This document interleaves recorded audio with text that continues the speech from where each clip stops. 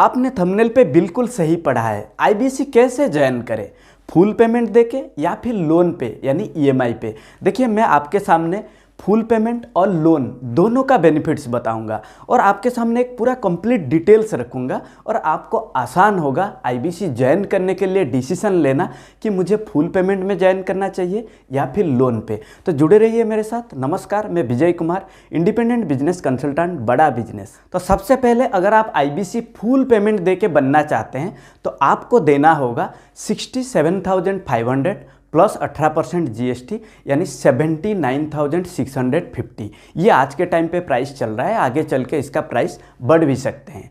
इसके बाद full payment देके आपको क्या बेनिफिट मिलेंगे। देखिए जब आप फुल पेमेंट में आईबीसी बनते हैं तो आपको आगे चल के बड़ा बिजनेस में एक भी रुपया देना नहीं होता है क्योंकि आपने फुल पेमेंट में ज्वाइन किया। दूसरा जो बेनिफिट्स है यानी आपका ऑनबोर्डिंग प्रोसेस वो तुरंत हो जाता है। यानी जैसे ही आप फुल पेमेंट करते हैं तो आपका मेल आईडी पे आपका इनवॉइस, बड़ा बिजनेस का जो कम्युनिटी ऐप है उसका लिंक, BB1 ऐप का लिंक और एक मिनी वेबसाइट आपको प्रोवाइड किया जाता है जिसको हम डिजिटल दुकान कहते हैं, उसका लिंक और LMS CMS सारे लिंक आपको मेल आईडी पे प्रोवाइड किया जाता है। और आप जैसे ही इसको ओपन करते हैं तो आपको सारे चीज़ एक्टिवेट मिलते हैं। इसके बाद जो तीसरा बेनिफिट है ये सबसे महत्वपूर्ण है, यानी एक आईबीसी का जो कोड रिवर्सल होता है। देखिए आपने बड़ा बिजनेस में जो इन्वेस्ट किया उसमें से 53,500 बड़ा बिजनेस आपको कोड रिवर्सल के तौर पे रिटर्न कर देता है, यानी आपका सेल्स के ऊपर आपको रिटर्न किया जाता है। यानी मान के चलिए आपने 1-2 सेल कर दिया, उसमें जो भी कमीशन अमाउंट बनेगा उसके साथ 25% और एक्स्ट्रा कोड रिवर्सल डाल के आपको रिटर्न किया जाता है। परंतु ये जब आप आईबीसी फुल पेमेंट पे बनते हैं तो आपको इंस्टेंट मिलते हैं और तुरंत ये कोड रिवर्सल मिल जाते हैं। अब हम देखते हैं अगर आप लोन पे ज्वाइन करना चाहते हैं तो आपको देना होगा 80,500 प्लस 18% जीएसटी यानी 94,990। इसमें से आपको जो डाउन पेमेंट लगेंगे वो है 29,998। तो बचा हुआ अमाउंट 64,992। इसको आप अपने क्षमता के हिसाब से 6 महीना, 9 महीना या फिर 12 महीना ईएमआई पे कन्वर्ट कर सकते हैं। देखिए ये जो प्राइस मैंने बताया, ये जो डाउन पेमेंट मैंने बताया, ये अभी चल रहा है।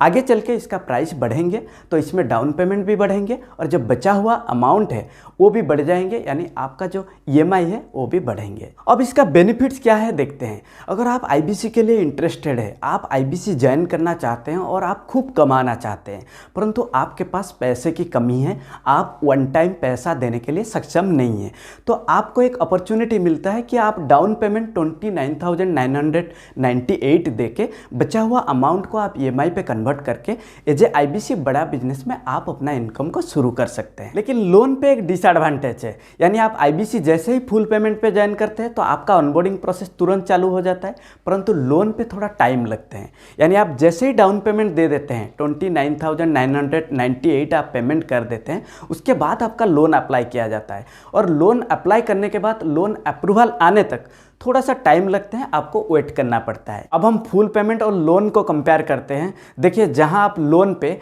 94,990 रुपीज़ दे रहे हैं, वहाँ पे आप फुल पेमेंट पे 79,650 रुपीज़ दे रहे हैं, यानी फुल पेमेंट वाले को सीधा 15,340 रुपया का बेनिफिट होता है। दूसरा जो कंपैरिजन है, फुल पेमेंट वाले को थोड़े ही डॉक्यूमेंट्स लगते हैं परंतु लोन पे आपको थोड़ा ज़्यादा डॉक्यूमेंट्स लगते हैं, यानी आपको बैंक डिटेल्स देना होता है और आपका बैंक स्टेटमेंट चाहिए और आपका नेट बैंकिंग होना बहुत ज़रूरी है और सिविल स्कोर आपका अच्छा होना भी चाहिए।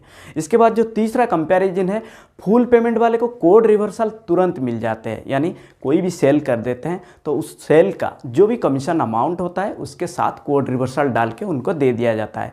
परंतु लोन वाले को थोड़ा टाइम लगता है, यानी जैसे आपका ईएमआई कंप्लीट हो जाता है उसके बाद जाके आपका कोड रिवर्सल को रिलीज किया जाता है। इसके बाद एक कॉमन सा सवाल आता है, बहुत सारे लोग हमें पूछते रहते हैं कि सर लोन पे इतना ज़्यादा अमाउंट क्यों लेते हैं। देखिए सपोज आप एक बाइक खरीदना चाहते हैं और मान के चलिए बाइक का प्राइस 80,000 है और आप उसको लोन पे ख़रीदना चाहते हैं, यानी आपको अपफ्रंट कुछ देना होता है, डाउन पेमेंट कुछ देना होता है। आप डाउन पेमेंट कुछ देने के बाद बचा हुआ अमाउंट को आपने ईएमआई पे कन्वर्ट कर दिया। अब मान के चलिए आपने 1 साल के लिए ईएमआई पे कन्वर्ट किया, तो आपको थोड़ा इंटरेस्ट देना होता है, यानी 80,000 के जगह पे आपको 1 लाख देना होता है। अगर आप 2 साल के लिए कन्वर्ट करेंगे तो और थोड़ा ज़्यादा आपको इंटरेस्ट लगेंगे, यानी 1 लाख के जगह पे हो सकता है 1,20,000 आपको देना पड़े। यानी जितना ज़्यादा आपका टाइम पीरियड लंबा होगा और जितना ज़्यादा आप ईएमआई को लंबा करेंगे उतना आपको ज़्यादा इंटरेस्ट देना पड़ता है।